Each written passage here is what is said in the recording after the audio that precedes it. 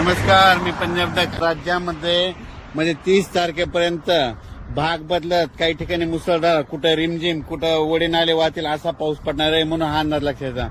भाग बदलत जोराचा पाऊस पडणार आहे म्हणून दररोज 2-2 भागात वेगवेगळा पाऊस पडत राहणार आहे म्हणून हा अंदाज लक्षात यायचा.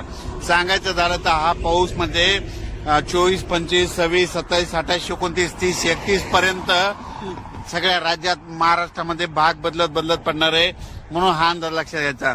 मात्र 1, 2, 3 तारखेला राज्यात सूर्यदर्शन होणार आहे म्हणून ही खास करून शेतकऱ्याची आनंदाची बातमी. आणि राज्यातल्या सर्व शेतकऱ्याला सांगू इच्छितो की उघडल्याच्या नंतर तुम्ही तुमचे शेतं रोटावेटर, कल्टिवेटर करून आपण आपली शेतं तयारीत ठेवा. कारण की राज्यात परत मान्सूनचा पाऊस कधी येणार आहे तर मी व्हिडिओ नंतर देणार आहे.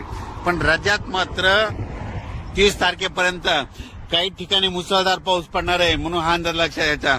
मुंबईकडे पडणार आहे म्हणजे मुंबईच्या सर्व जनतेने सतर्क राहण्याचे लक्षात घ्यायचं. त्याच्यानंतर साताऱ्याकडे जास्त मुसळधार पाऊस पडणार आहे, सांगलीकडे पडणार आहे, कराडकडे पडणार आहे, पुण्याकडे मुसळधार पडणार आहे, रायगडकडे मुसळधार पडणार आहे, पुन्हा त्याच्यामध्ये नगर जिल्हा संगमनेर भागाकडे देखील मुसळधार पडणार आहे.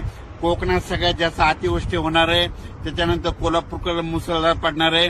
सातारा त्या कोकण पट्टीमध्ये अति मुसळधार पाऊस पडणार आहे म्हणून हा अंदाज लक्षात.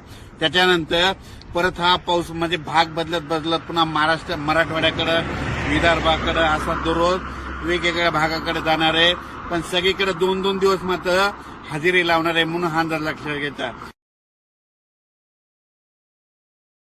राज्यामध्ये 30 तारखेपर्यंत असाच भाग बदलत पाऊस पडणार आहे म्हणून हा अंदाज लक्षात येतात. पण राज्यात सांगायचं झालं तर सर्व शेतकऱ्यांसाठी आनंदाची बातमी.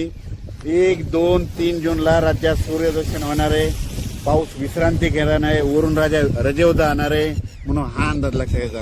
म्हणजे सांगायचं झालं तर 1 जून, 2 जून, 3 जूनला वरून राजा विश्रांती घेणार आहे.